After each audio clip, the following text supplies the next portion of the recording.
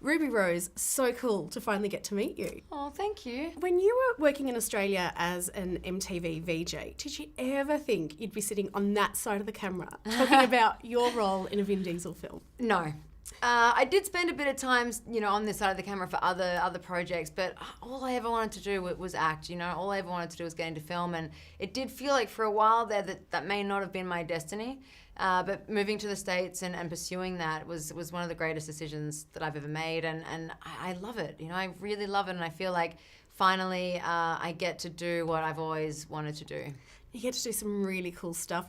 Tell me how you convinced the studio to let you do all your stunts in this film. It's not an easy feat, I'll tell you that. It's not an easy feat. They basically require you, which totally makes sense, especially in the middle of production. They don't want you to get injured. They require you to do a lot of training and a lot of the sort of safety elements of it. But I was so fit for this role anyway. I'd been training, and I'd been training with Vin. And carrying the rifle around that was 20 pounds, I was just I was sort of getting like Wolverine at one point. I was just like, whoosh. The only thing I really had to train specifically for was probably the ropes, like the silk. That was really cool. Yeah, thank you. I just kept watching Pink videos. And I was like, how does she do this and sing? But I did it, and it was at 4 a.m. in the Dominican Republic, and it was after a long day, and I thought, gosh, am I up to this? Can I do it? And I was like, yeah. And the adrenaline kicked in, and it's one of my most favorite things to do. So many people are going, oh, wow, Ruby Rose, an overnight success. How long did it take you to become an overnight success? And how did you keep going during those years of unemployment? How did you not run home? Yeah, well, it was tempting. I think there's a sort of famous saying, I don't know who said it, but that, every overnight success is 15 years in the making, and it's so ironic because it literally was sort of 15 years to the day.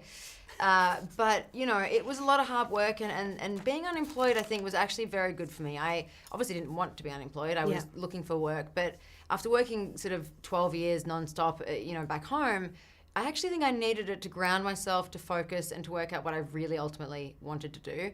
And the moments that I wanted to go home, there was a couple of times I did, and then I just ran out of money, so I couldn't go home.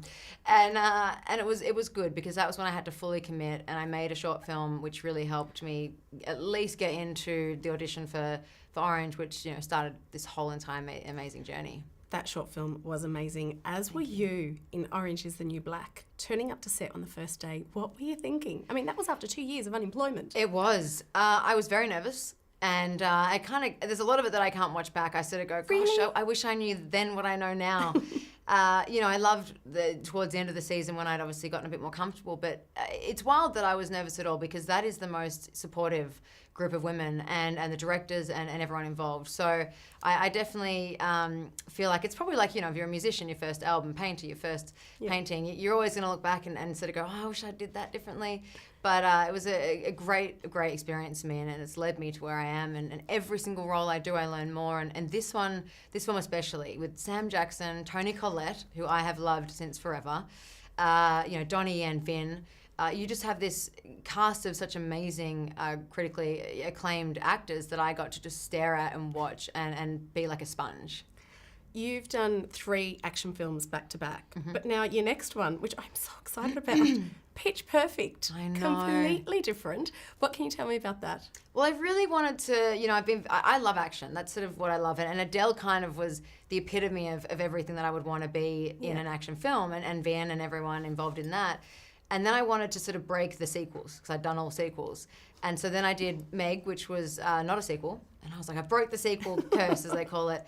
And then but it was still kind of action, but she's a scientist, so it's a new role. And then I was like, now I've got to sort of break the action curse, as they say. And none of this is a curse. These are all fantastic problems to have. And then I landed a comedy. So I feel like I just can't believe how lucky I am to be doing all of this. Well, you're lucky. You're not really lucky. You're actually putting in the hard work, and it's great to see good things happen to good people. Ruby, I could talk to you forever. Thank I'm you going to so let you go, and much. I'm just going to go watch you in the movies. Oh, you are so sweet. And you know what? You're right. I think, but people get lucky, and then you have to take that and make something of it and work hard through it. Because we can all get lucky and then do nothing with it and think that's just something that you're owed, and you're not. So I have gotten lucky, but by working hard through that and having people believe in me is probably the biggest reason why I'm still here.